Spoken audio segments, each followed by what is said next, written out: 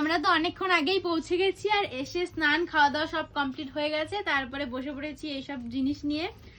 তো আমরা হচ্ছে মালদা থেকে কি কি এনেছি সেগুলো তোমাদেরকে একে একে দেখাচ্ছি।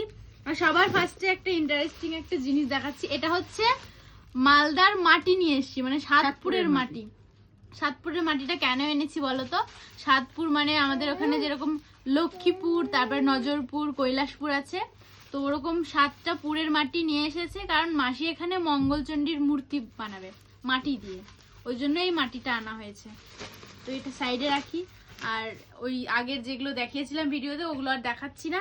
তারপরে এই যে আচার, এটা হচ্ছে কুলের আচার, এটাও কুলের আচার, আর এটা আমার ছোট মাসি করে দিয়েছে। আর এটা হচ্ছে তেলের আচার, আমের আচার এটা।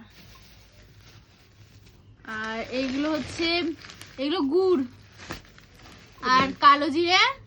তারপরে এই যে মালদার ফেমাস রসকদম মিষ্টি, এটা খুলে দেখাচ্ছে আমার মাসি, এটা খেয়ে দেখাও।